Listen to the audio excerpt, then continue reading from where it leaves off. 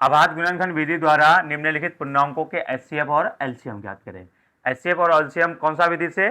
अभाज्य गुणनखंड विधि से। तो इसका सबसे पहले हम लोग एलसीएम कर लेते हैं। तो कितना हो जाएगा? 12 का एलसीएम करेंगे तो ये चलेगा 6 दूनी 12, 3 दूनी 6। फिर उसके इसका करेंगे 15 का, तो 15 का क्या हो जाएगा? 3 5 15, और 21 का, 21 का क्या हो जाएगा? 3 7 21। अब हम लोग क्या करेंगे? 12 को लिखेंगे 2 गुना 2 गुना 3, और 15 को क्या लिखेंगे? 3 गुना 5, और 21 को क्या लिखेंगे? 3 गुना 7। अब हम लोग क्या करेंगे? इसका एचसीएफ ज्ञात करेंगे। जो तीनों में मिलेगा वही क्या होगा? एचसीएफ। तो क्या कहेंगे? 12, 15 और 21 का एचसीएफ कितना हो जाएगा?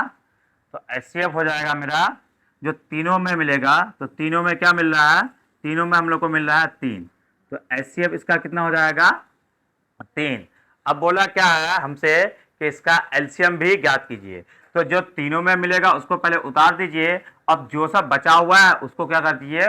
गुना कर दीजिए। तो हम लोग को क्या मिल जाएगा? एलसीएम। तो हम लोग का एलसीएम किसका निकालना है? कि 12, 15 और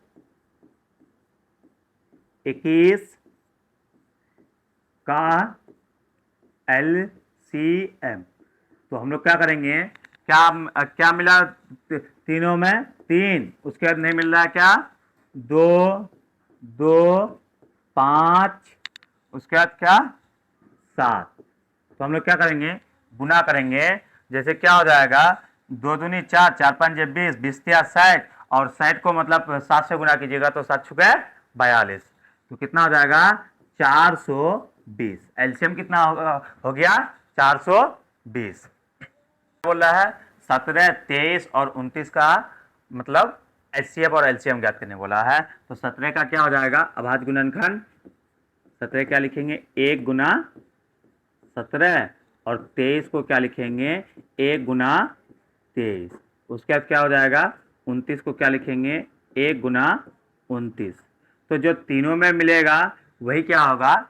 एचसीएफ। तो तीनों में क्या मिल रहा है? तो 1 मिल रहा है। तो हम लोग कह सकते हैं क्या? 17,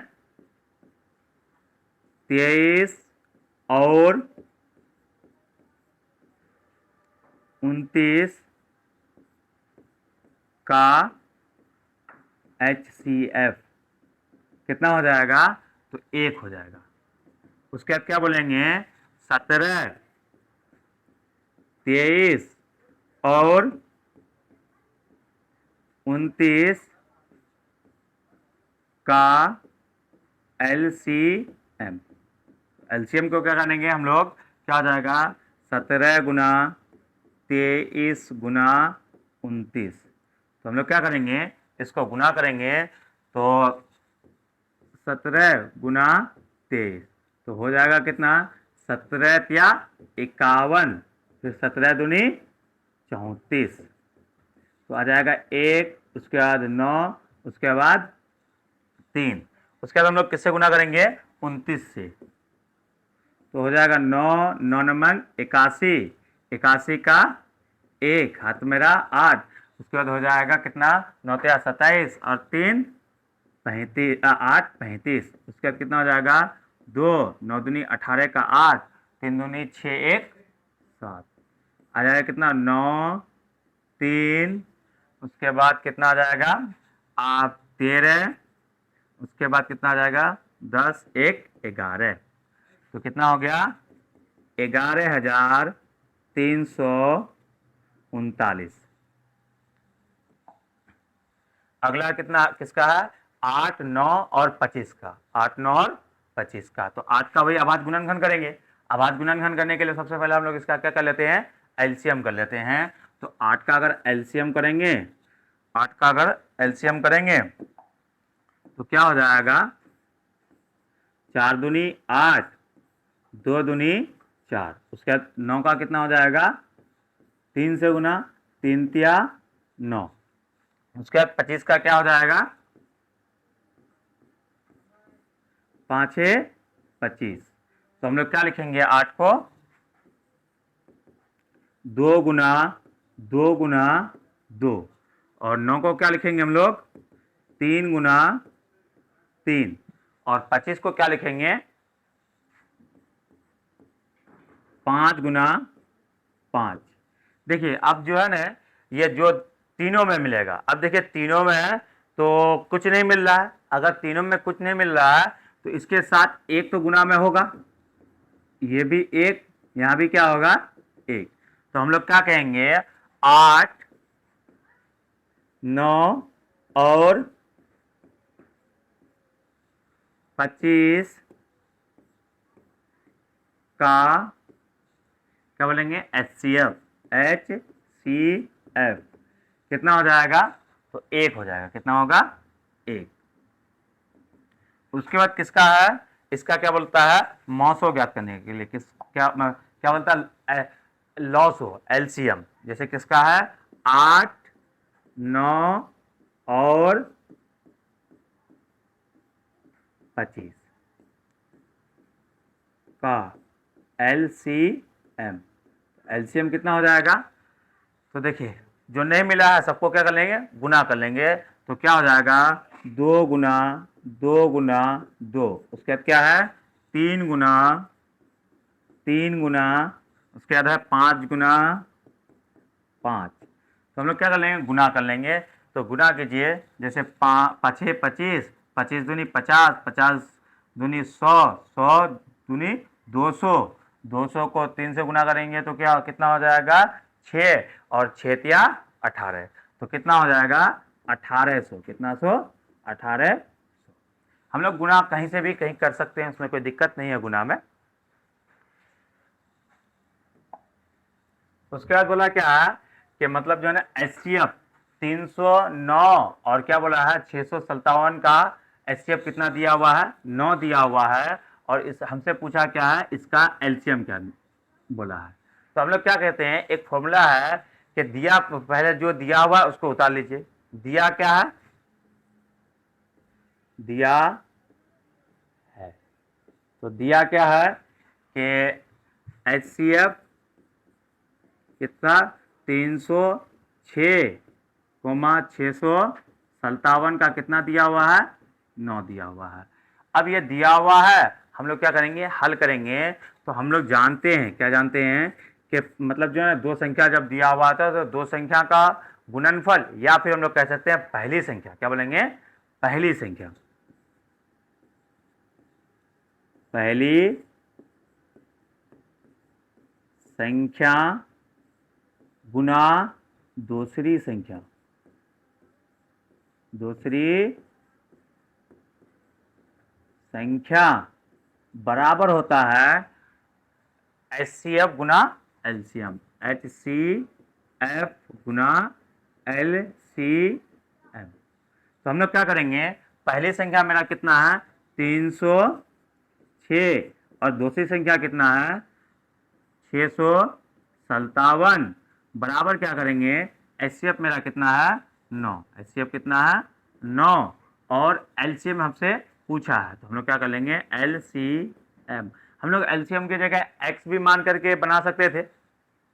अब क्या करेंगे, हम लोग इसको सजा सकते हैं, क्या कर सकते हैं, LCM गुना 9 बराबर 306 गुना 657। हम लोग क्या करेंगे, LCM बराबर 306 गुना 657 बटे कितना हो जाएगा, 9।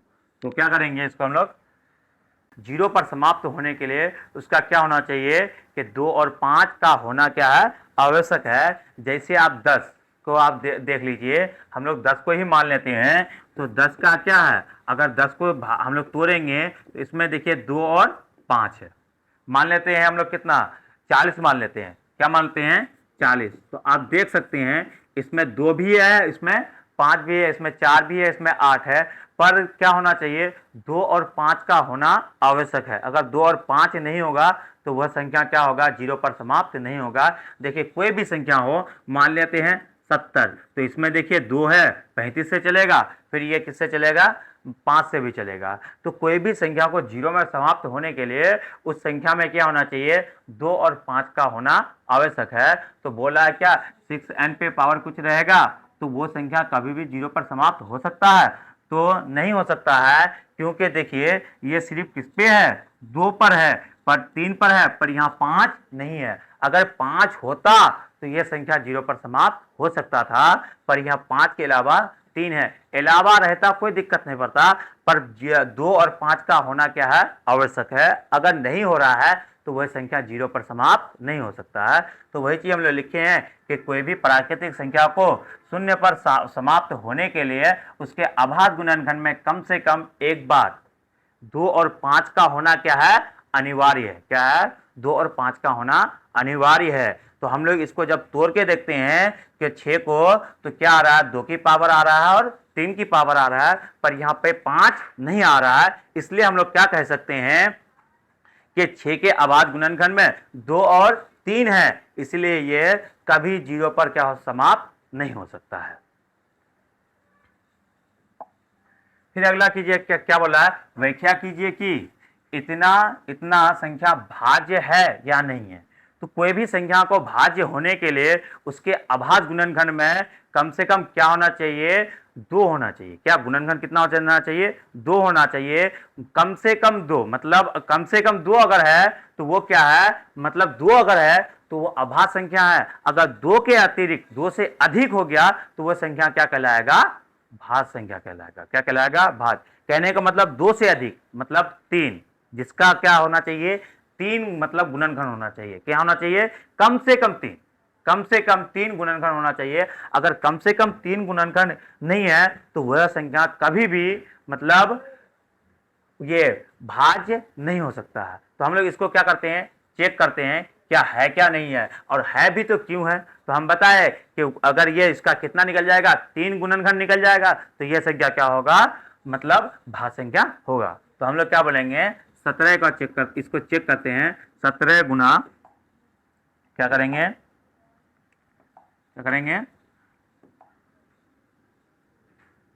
17 गुना 11 गुना 13 प्लस 13। अब देखिए इसमें कॉमन क्या आ रहा है, तो कॉमन इसमें क्या है, कॉमन क्या आ रहा है, सॉरी यहाँ पे 7 है।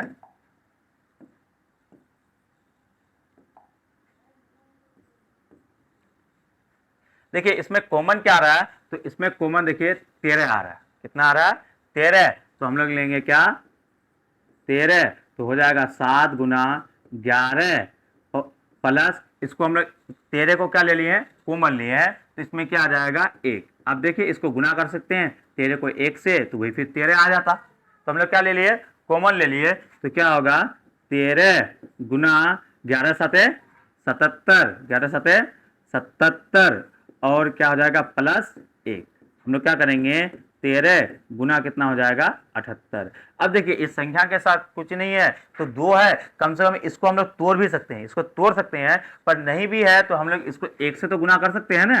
तो ये कितना हो गया, 2 के अतिरिक्त, कहने का मतलब 2 के अतिरिक्त गुणनखंड आया, इसमें कितना आ गया, 3 आ गया, इसलिए यह संख्या क्या कहलाएगा, भाज्य संख्या। आगे किसका है, 7 गुना 6 गुना 5 गुना 4 प्लस 4 गुना 3 गुना 2, फिर क्या है, गुना 1 प्लस 5।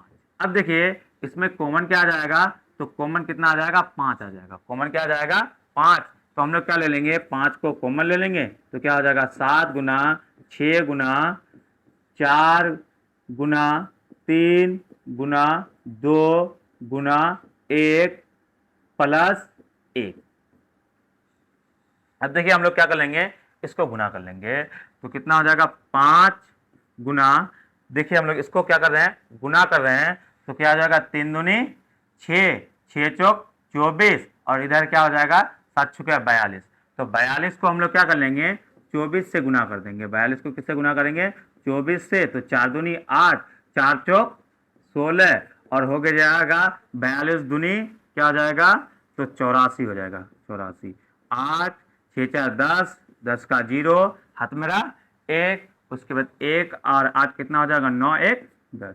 तो कितना आ गया मेरा 1008 प्लस 1।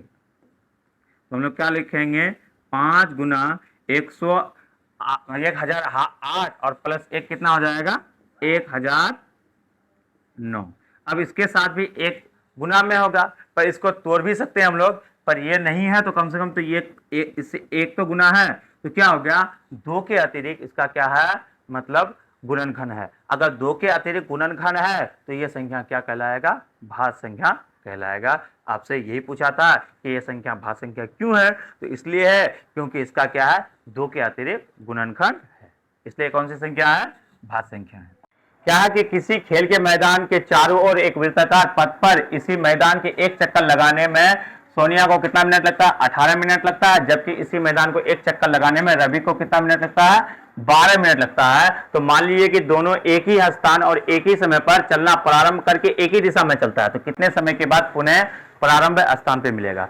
जब भी इस तरह का क्वेश्चन आएगा, क्योंकि पुनः मतलब प्रारंभ स्थान, मतलब इसमें क्या पूछता है, न्यूनतम पूछता है। क्या पूछता है, न्यूनतम पूछता है। तो इसको समझने का कोशिश करेंगे। तो ये है क्या कि वृत्ताकार कोई क्या है, पथ है, वृत्ताकार पथ है। और जो है ना सोनिया जो चलती है, यहां से अगर चलती है तो एक चक्कर में कितना मिनट लेता है, 18 मिनट लेता है, जबकि रवि इसी चक्कर को कितना मिनट पर कर देता है, 12 मिनट में पूरा करता है। और दोनों एक ही समय पर एक ही स्थान से चलना शुरू करता है। फिर ये बोलता है कि ये दोनों इस स्थान पे आकर के कब मिलेगा, सबसे न्यूनतम समय में कब आकर के मिलेगा।